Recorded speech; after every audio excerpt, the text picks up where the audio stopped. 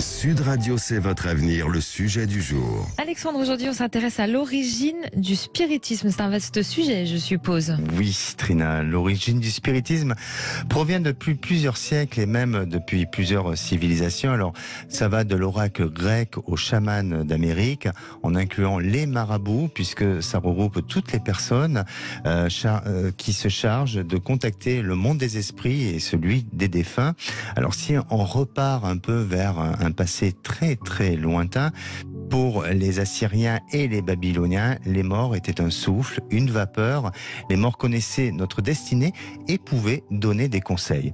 Dans l'Égypte antique, ils invoquaient les morts pour obtenir d'eux des rêves prémonitoires. Il faut savoir que dans la tradition hébraïque, la loi de Moïse interdisait aux Hébreux d'interroger les spectres et d'invoquer les morts. Dans l'Antiquité occidentale, la représentation d'un druide celtique tel qu'on l'imagine aujourd'hui, eh bien, il invoquait régulièrement les morts dans les enceintes de pierre édifiées en pleine nature. Dans la tradition grecque, eh bien, et de la Grèce antique, pardon, la communication avec les défunts faisait partie intégrante de la religion. Elle disposait de ses prêtres, de ses temples et même de sa fête annuelle comme celle de la Toussaint que nous fêtons tous les ans. Dans la tradition romaine, par culture et par tradition, eh bien, les empereurs, eux, et les généraux, tout le peuple de la Rome antique se pressait chez les Sibylles, des prophétesses fondées sur la communication avec l'au-delà. La plus célèbre d'entre elles était la Sibylle de Cume, prêtresse d'Apollon. Elle rendait par écrit les oracles qui lui parvenaient des royaumes des morts.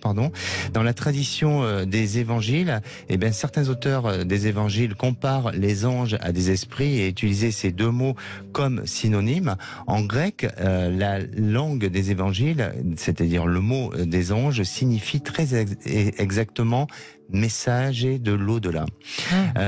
Puisque vous savez que Marie aurait dialogué avec l'archange Gabriel. Vous savez aussi que dans la tradition de l'islam, Mahomet s'entretenait avec l'archange Gabriel aussi. Les chamans assurent avoir le lien entre le visible et l'invisible.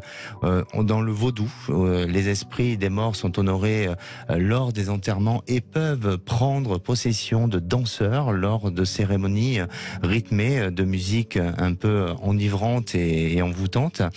Et puis, le christianisme a fait en sorte de mettre un frein avec tout ça, mais le spiritisme est revenu au 19e siècle, en 1848, avec un effet de mode qui était autour des salons, autour d'un cercle de spirites. D'ailleurs, celui qui a été un peu à l'initiation de tout ça, et on en parle très souvent dans les émissions, c'est Allan Kardec. Et ceux qui ont participé à ces fameuses soirées mondaines, eh bien, il y avait, on l'a déjà évoqué, Victor Hugo, Alexandre Dumas, George Sand. Vous aussi, vous deviez y être, non? Oui, mais je me rappelle plus très bien de ce que j'ai fait.